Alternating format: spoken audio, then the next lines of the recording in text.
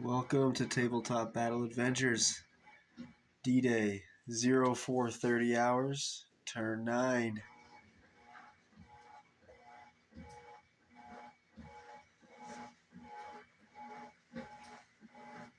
Platoon Commander Captain Carey will start on ambush. The M5 3-inch AT gun has arrived.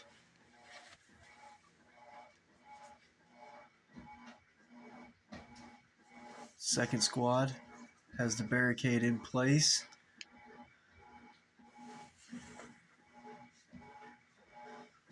First Lieutenant Eulander's Puma raced up ahead.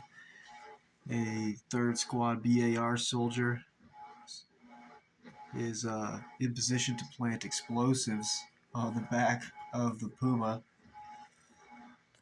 Third squad, Jake McNeese, the squad leader, on ambush. Two-man rifle team will be on ambush. Platoon Sergeant David moving up the hedgerow, leading this right front flank. Back here we have second squad leader Sergeant Braden also pushing forward. Light mortar and medium mortar are both hitting on 5s on the 1058 flamethrower team, positioned far left behind or in the hedgerow.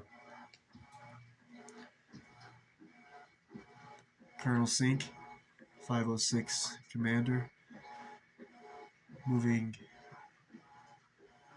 across the field with the flamethrower team and bazooka team number 2.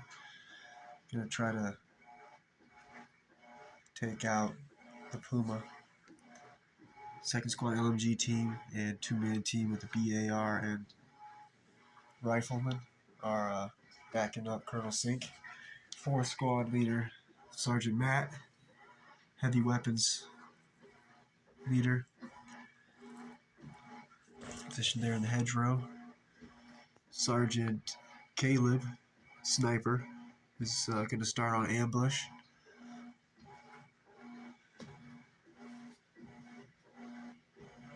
Third squad assistant leader Sergeant Brandon and the medic positioned here, and this 1058 second section LMG gunner in the hedgerow center. He is aware of Sergeant Brandon, but not the medic. Or maybe it depends on if he's within 6 inches. We'll find out.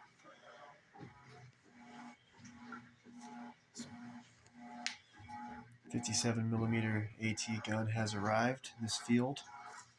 Sergeant Travis was hit by friendly fire from the light mortar, as was the dead LMG loader from first squad, dead in the hedgerow next to him. He took 3 pins. That was it. Platoon leader, First Lieutenant Corey, two-man team with him have moved up into the hedgerow. They are within 6 inches to be able to support most of first squad, who is setting up. They have 2 poles in position now, which gives them light cover. If they can get this third pole forward, that'll make it hard cover. Leading this side, we have the platoon leader Corey, plus we have Sergeant Steven, first squad assistant leader. The first squad's taken 6 KIA, including platoon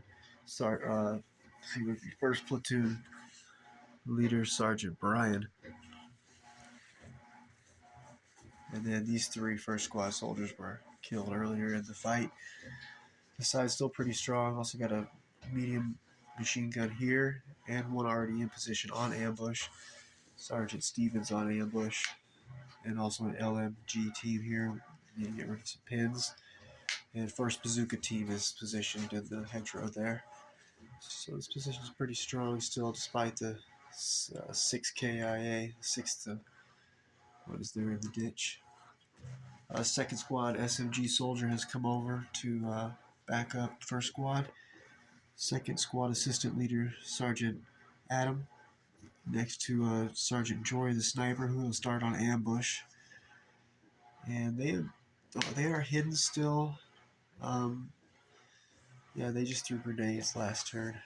Here in the hedgerow for the Germans, we have the flamethrower team who has light mortar and medium mortar rounds coming in, hitting on a 5 this turn. We have 1058 first section LMG team is going to start on ambush here. Right in front of their loader, we have a 2-man team with assault rifles from first section, 1058. They are the ones who did the damage with the grenades. I believe on Sergeant Brian. Platoon Sergeant for the 1058, Robert. He has moved forward to lead this group of soldiers after the first section assistant leader was killed. Sergeant Martin. Sergeant Gerald's half-track, still in the fight. Over here we have 1058 first section leader Sergeant Michael, and he's here with the first section LMG team. And this is a 2-man team with the 1058 third section leader. It was actually Sergeant Nicholas that was killed with the ricochet from Sergeant Travis's scout car. And over here we have, this would be third section leader Sergeant Martin, who's in the bush, in the hedgerow here. Let's see, this flank's really strong. We also have Sergeant Logan, third section assistant leader, and he's got the spotlight, and he is currently lighting up this area with the big circle, just barely out of range to see Sergeant Brandon and the medic. And let's see, so the first squad, as I said, has taken 6 KIA here, and second squad has no KIA for the 506, but the third squad has 4 KIA. So that'll be, so the US 506 has 10 KIA. The Germans have the one over there I mentioned, Sergeant Nicholas. It's only 1 for first section of the 1058. And then 1 man was killed this past turn. There's 1 wounded still here. And then the Germans took, so it's 10 KIA for the Germans with 1 wounded, and 10 KIA for the US, no wounded so far. The 100th Panzer Regiment lost 3 KIA. The 1058 has lost 7 KIA, plus still 1 wounded. U.S. Forces are winning the fight on this right flank against the second section of the 1058 and a few men from third section. And then on this side, the Germans are holding strong with only 1 man spent KIA. They also have explosives planted on this bridge, and the detonator is held by Sergeant Michael. The 6th Fallschirmjäger, men from first section. Half of first section is moving down the road toward the sounds of battle to back them up. The 1058 second section LMG team will start on ambush here. Besides that was the first section LMG team in the hedgerow here will start on ambush also. And positioned on the second floor of the 1058 headquarters farm building, 6th Fallschirmjäger platoon leader, First Lieutenant Reese, in the stairwell. He's starting on ambush. And so is the 1058 sniper in the far left window. Bottom stairwell. The 6th Fallschirmjäger forward observer 3-man team with radio will start on ambush. So 5 German units will start on ambush.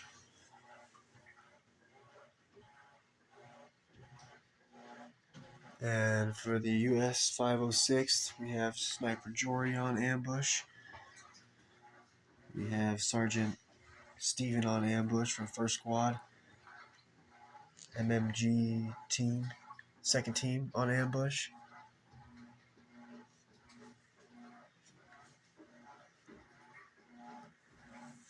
Sergeant Caleb on ambush, sniper. And Sergeant Jake McNeese on ambush. 2-man rifle team next to him from 3rd Squad on ambush.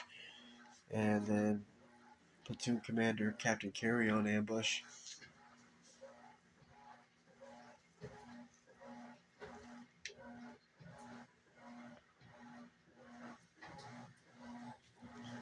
So 6 U.S. dice units will start an ambush and 5 German. Besides that, the green fields are still marshy. The river lock is still open and held by the Germans and will remain open until U.S. Forces can take it and close it. Then they can stop the flooding of these green fields. The brown fields not flooded. Still all movement limited to 6 inches for the infantry. Only advances, no running in the dark. It'll be dark till turn 12, 0600 hours, and it's now 0430 hours. Turn 9. 3 more turns of darkness. So 6-inch visibility. No running for vehicles or infantry. 6 Fallschirmjägers, 2nd section. Half of them have already moved across the bridge in position, holding the river lock. Positioned here and moving over. And then also the other half of 2nd section is headed over across the bridge and may go reinforce the 1058. Platoon sergeant for the 6th Fallschirmjäger, Sergeant Reese, or Sergeant Fritz. He's moving this way with the medic from the 6th Fallschirmjäger. The brown 6-sided dice are grenades that are being held, and the green 6-sided dice that the U.S. forces have are grenades being held. 3rd section of the 6th Fallschirmjäger moving forward. Commander of the 6th Fallschirmjäger, Major von der Heitz, still positioned here in the chapel. Their mortar positioned in the courtyard. In this building, medium machine gun on the 2nd floor. 6th Fallschirmjäger flamethrower team moving this way. And the Panzerschreck team positioned here. And let's get started. 2nd section took hard losses over here for the 1058.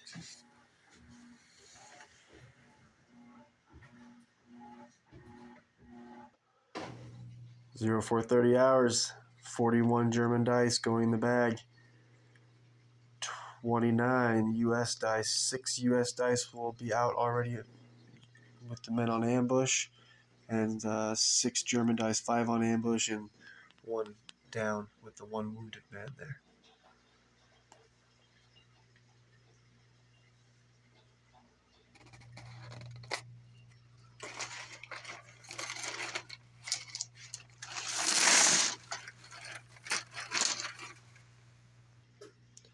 First dice, German.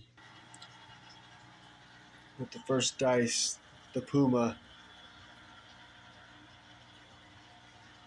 Sergeant Caleb's going to interrupt with his ambush order, and he is going to slowly advance toward Colonel Sink.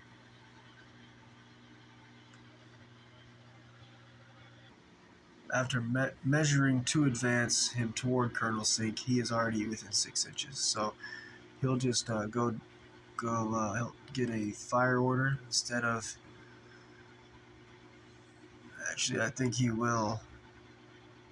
Yeah, he'll just get a fire order, and he's gonna he's an NCO, so he has one order he could give out. He's going to order politely Colonel Sink to advance, and then Colonel Sink will pull his 4 order dice and give out some orders to these second squad and heavy weapons teams around him.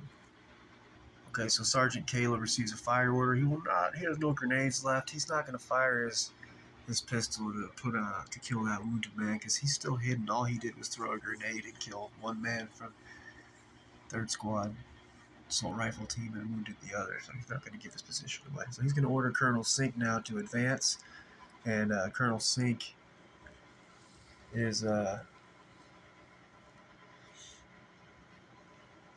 to first order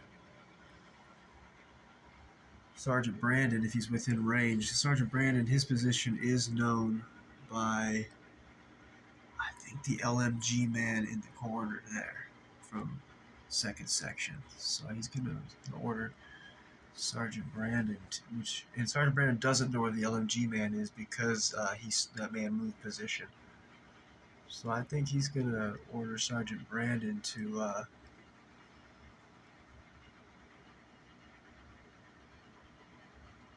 let me think about it.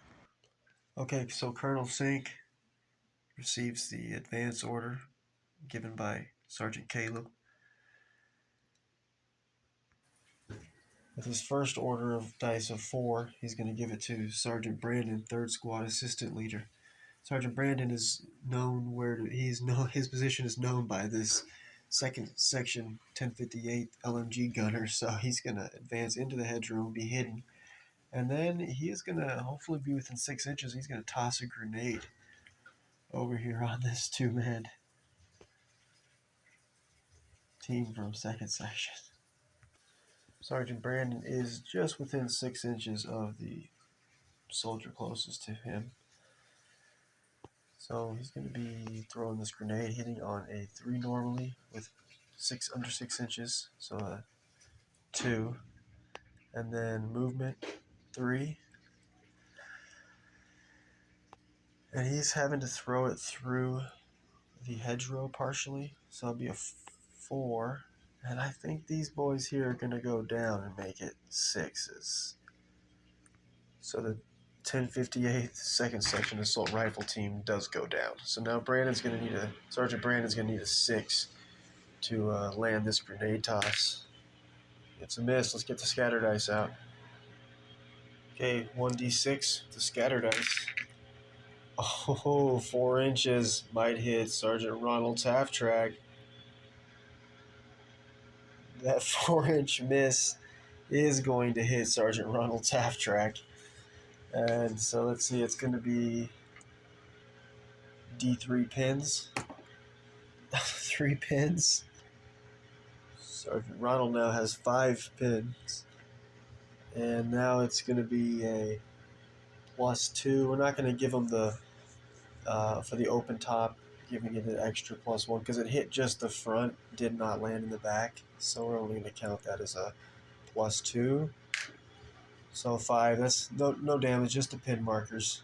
5 versus 8 armor, not gonna cut it. Still, gave him some pins. Colonel Sink's 2nd order dice will be given to the medic, who is going to receive an advance order, and he's gonna back up before this man can get his dice. So he'll back up close to Colonel Sink.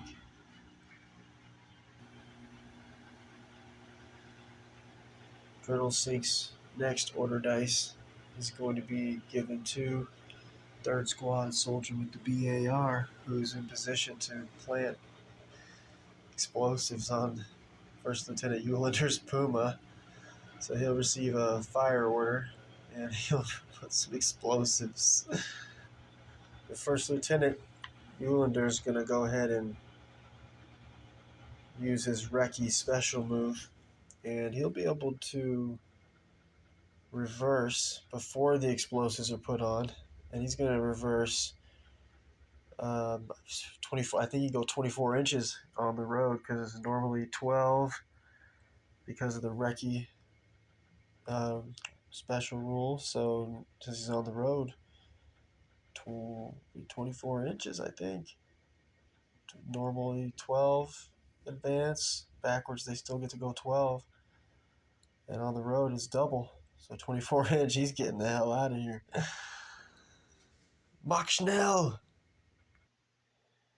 First Lieutenant Eulander, his Reki Puma, he's getting out of there. Got a bazooka team closing in, flamethrower team.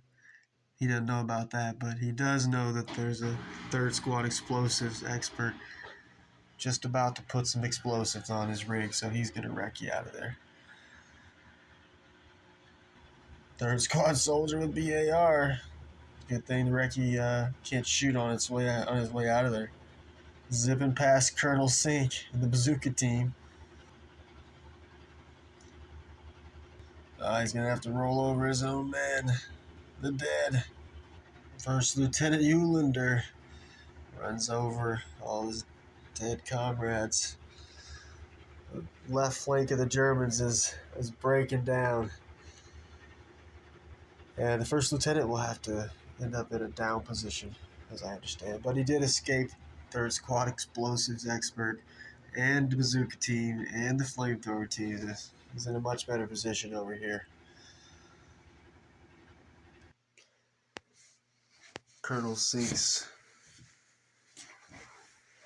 last dice. And this man he didn't plant his explosives, so he's just standing in the road now.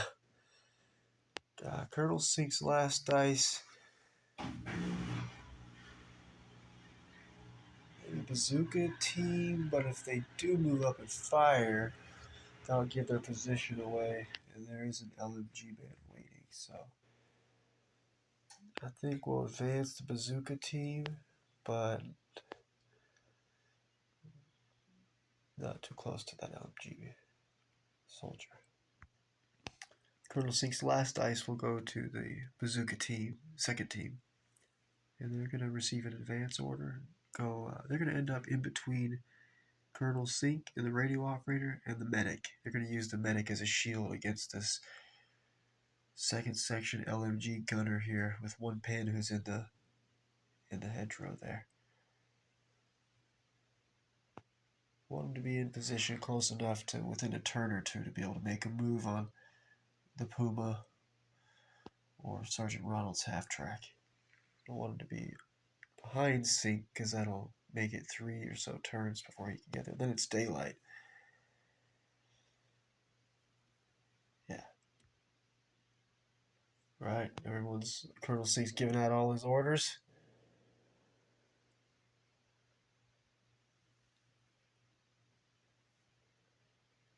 Now, on to the Germans' dice. Okay, finally, 0430 hours. German dice. But wait. Platoon Commander Captain Carey wants to interrupt with his ambush. And also, First Lieutenant Reese of the 6th Fallschirmjäger, 2nd floor, stairway of the farm building center. They're going to roll off to see whose ambush gets to be sprung first. Captain Carey wants to do so he can have the light mortar team drop that mortar on the 1058 flamethrower team behind that tree in the center in the hedgerow, and likewise the 6th Fallschirmjäger First Lieutenant Reese wants to order them to move positions before they get blown up. In order to get to him, though, First Lieutenant Reese will have to order Sergeant Gerald's half-track with the radio to, if he's within 6 inches, or be 12 inches, no, 6 inches, or he might have to advance forward some in order to tell Platoon Sergeant Robert.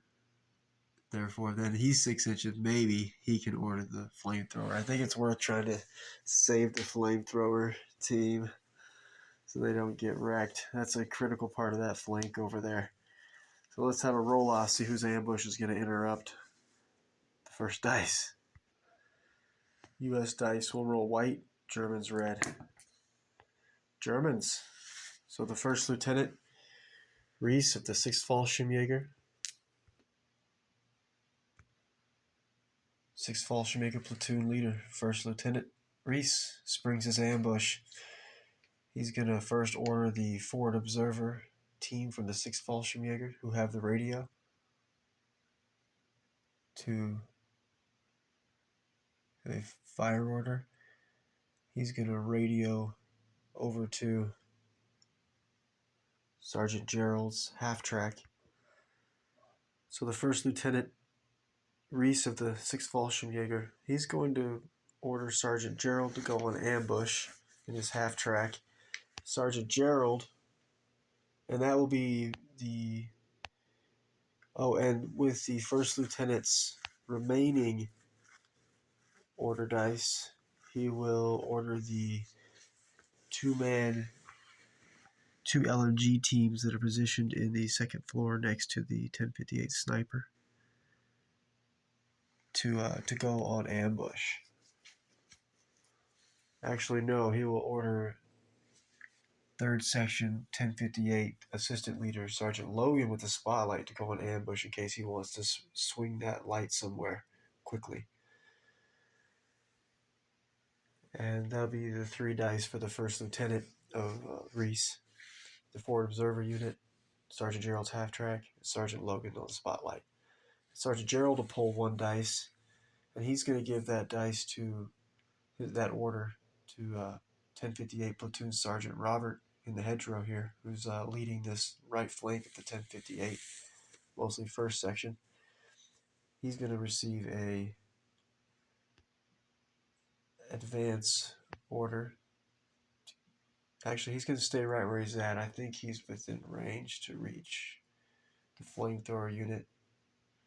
Let me check. I'm going to measure. Yeah, Sergeant Robert's going to stay right where he's at. From where he's at, he's within 6 inches of Sergeant Gerald of the flamethrower team, the LMG team who's already on ambush, and the 2-man assault rifle team from 1st section who's positioned here in front of the LMG team. So yeah, he'll stay right where he's at. He'll go down, but with his 2 dice, he is going to order the flamethrower team to advance. They're going to shift just to the left and stay in the hedgerow and cover, but changing position will make them hidden again. There we go. Flamethrower team is now hidden again, and Platoon Sergeant Roberts' other order dice, I think he's going to order the 2-man assault rifle team. They're still hidden.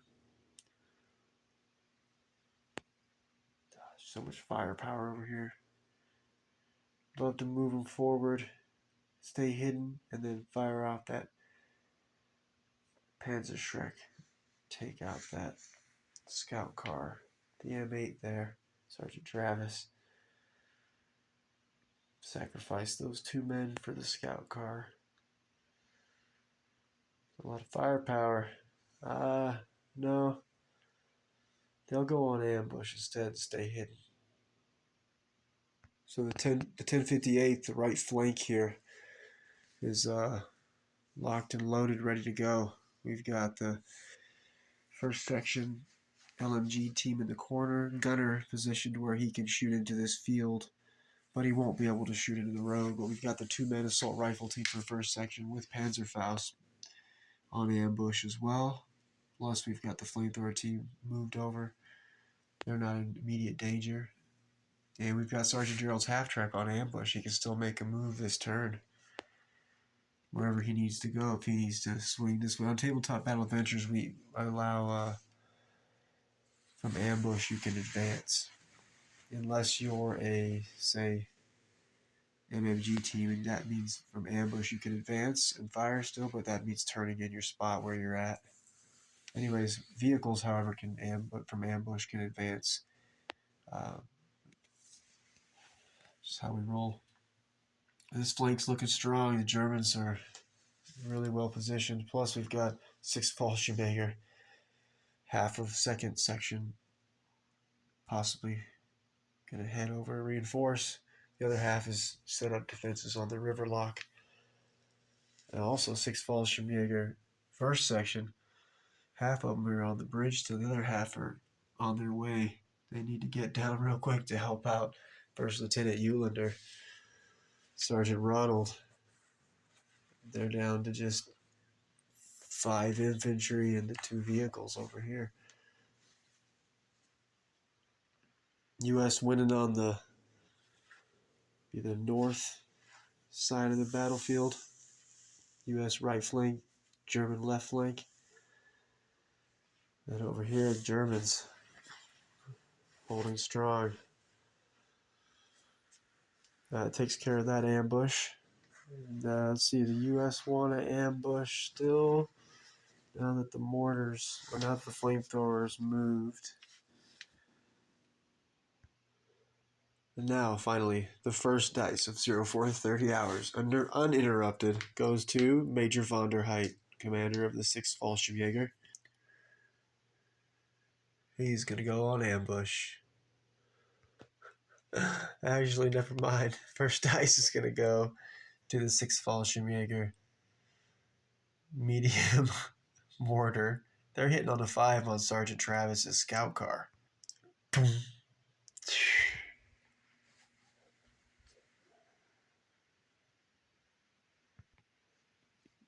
Needing a 5 up to land this mortar on Sergeant Travis' half track. It's a miss. So Sergeant Travis will still recce.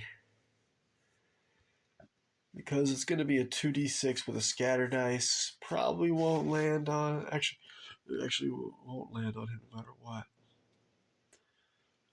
He'll hold position and no recce. But let's get the scatter dice and see where this mortar round's going to land.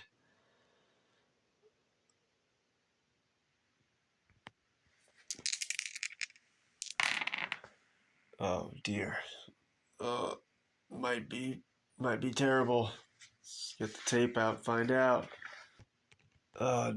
Tabletop Battle Adventures, the scatter dice. Alright, 6 inches this way. Oh, it's gonna land on a few good men.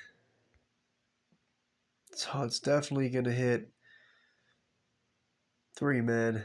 I mean, 2 men from the medium machine gun team and the riflemen from the 2-man first squad team, both with rifles. Oh man. Well, they're gonna go down. Half the number of hits. At least it'll only be 2 hits that way. 6 Fallschirmjäger's medium mortar, lucky landing. Sergeant Travis dodges the hit, but 3 hits are going to go down to 2, and it's 2 different units. It's the medium machine gun team will have to go down, plus the 2-man rifle, first squad rifle team will have to go down since they're both were taking hits. And D3 pins first on the medium machine gun team. 2 pins. Next on the 2-man rifle team. Let's re-roll that. Okay, 2 pins for each of them. These paratroopers are regular, so they'll be dying on 3 ups. And mortar from all the way down by the chapel. Monsters. So let's see, dying on 3 ups, so wounded on 2s. 2 dead, 5 into 3. The MMG team's going to take 1 man killed, 2 left in the team, and the 2-man rifle team from first squad's going to take 1 man lost. So they'll be they lost half their men. They have 2 pins, but they've got the lieutenant nearby. So they'll be testing still to 10 and under to see if they stick around. That's good to go. That's a 7 or an 8 either way. We'll re-roll it. Still pass. Good to go. So he won't run off, but first squad just took their 7th KIA. And plus a heavy weapons MMG man. 1058, first section, LMG gunner. He has 1 pin, and he's going to go on ambush. And he's right next to Sergeant Ronald's banged up half track.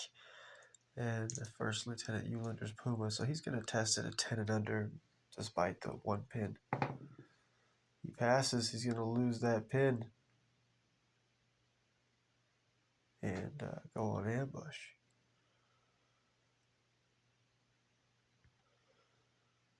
LMG Gunner's going to keep the 506th bazooka team here in check.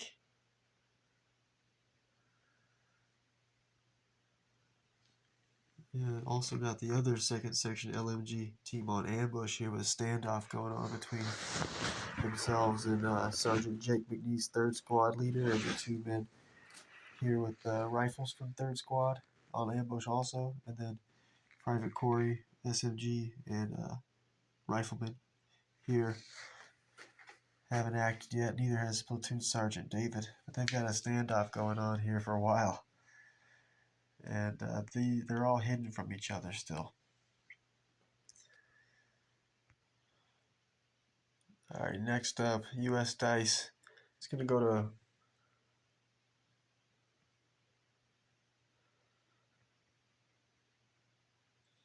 Platoon Sergeant.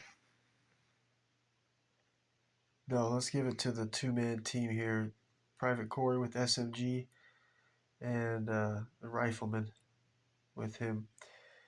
And we're gonna advance them into the hedgerows, and they'll be hidden. And then they're gonna move forward and next to the Puma, but in the hedgerow because the Puma's down.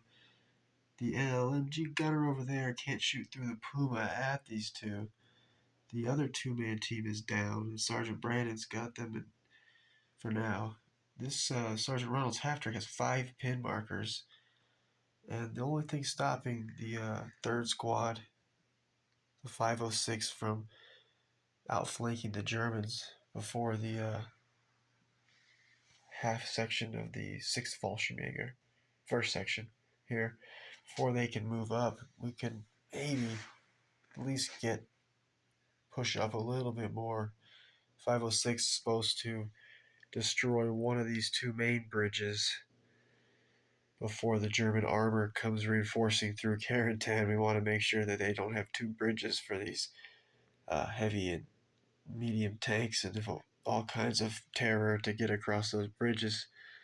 So, gotta go for it. So, there we go. We're gonna advance these soldiers forward into the hedgerow quietly, and then we're gonna ambush these guys. They won't be able to see us because we'll be hidden in the hedgerow.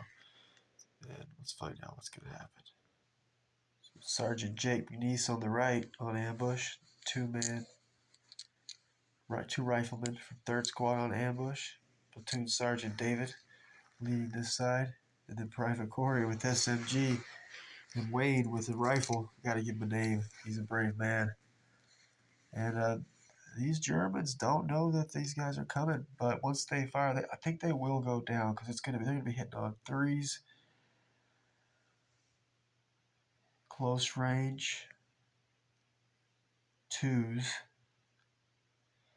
We'll say they're behind that rail fence, so soft cover 3s.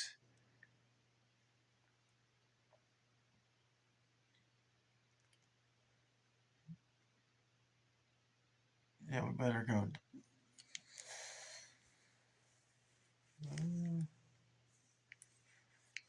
We better go down.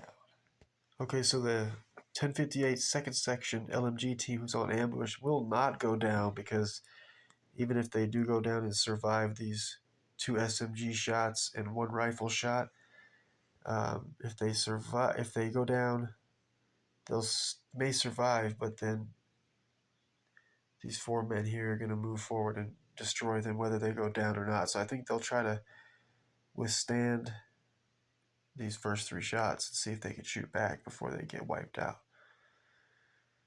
Alright, these boys will also be giving up their position by firing these rifles. So we're going to get the SMG is going to be hitting on 3s, close range 2s, soft cover 3s, and then they didn't go down. So beyond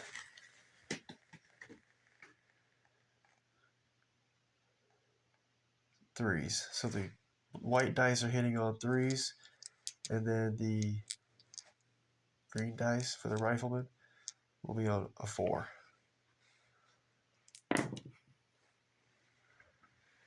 Two hits. Oh. Alright, Private Corey hits him once with his SMG. Private Wayne hits him once with his rifle. And these guys are regular, so they'll be dying on 5-ups, wounded on 4s. Ooh, we get 1 wound from the SMG. And he'll be bleeding out in how many turns? Looks like that's a 4, so that'd be turn 13. It'll be the loader. Private Corey wounds the 2nd section, 1058th loader.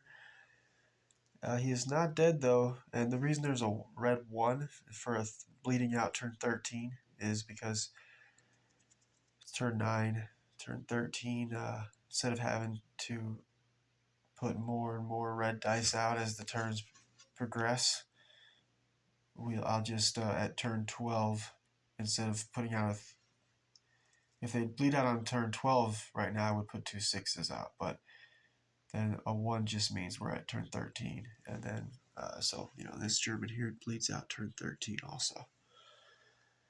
This man will not have to take a morale check because his buddy is wounded, not dead, so he will be able to stay on ambush. And I think actually does he want to shoot back?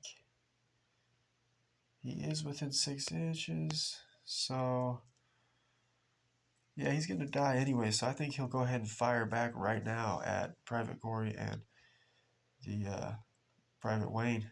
So he'll spring his ambush. He'll need to pass this orders test. Gunner's going to be taking this order test. He's got 1 pin. So he'll be taking this order test, but he is within 6 inches of First Lieutenant Eulander's Puma, so he'll be testing it at 10 and under. He passes. The gunner is going to be hitting on 3 normally. He's shooting alone, so 4, but he's within under 6 inches, so back to a 3. And hard cover 5s. I think that's right. So 3 normally, close range 2. Single gunner back to 3. Hard cover 5s. Ooh. Here we go. Looking for 5s. No way. No hits. Make sure I got that right. 3 normally, close range 2. Single gunner 3. Hard cover 5s. Oh, he misses. And that will soon be the end of this team. One Sergeant Jake McNeese and the other 2-man rifle team from 3rd Squad push forward.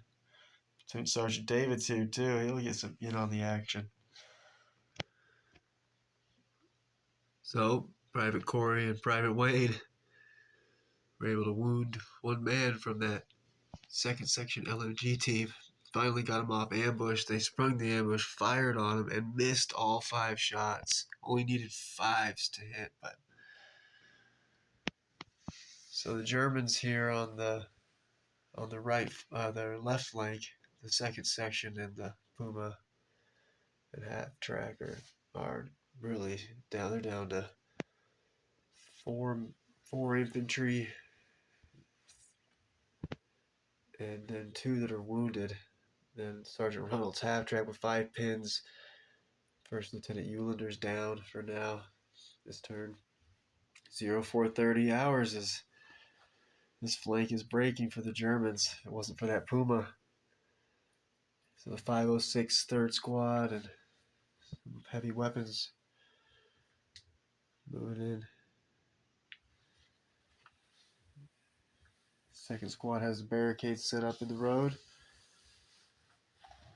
Over here, the opposite, the 1058th 1st Section doing much better than the second section. Now only one man KIA, holding strong. Very, very nice defensive position here. Whereas the first squad and a few of the heavy weapons, plus Sergeant Travis Half-Track, they're taking a lot of losses. 7 KIA over here for first squad. Epic battle. That'll do it for me for tonight.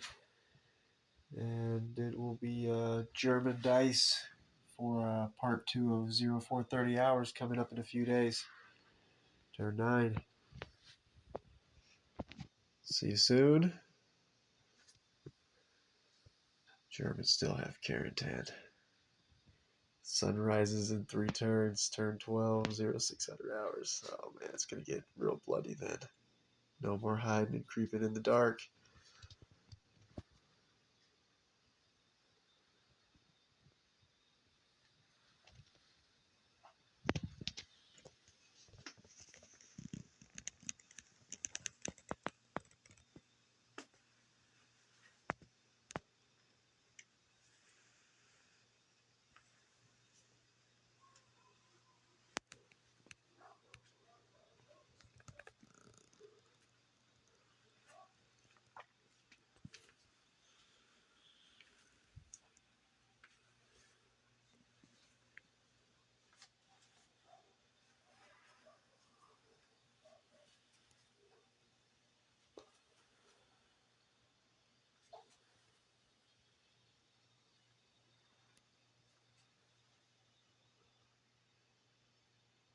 Germans still hold all 3 bridges and the river lock. So they are holding all the objectives. This left flank's crumbling.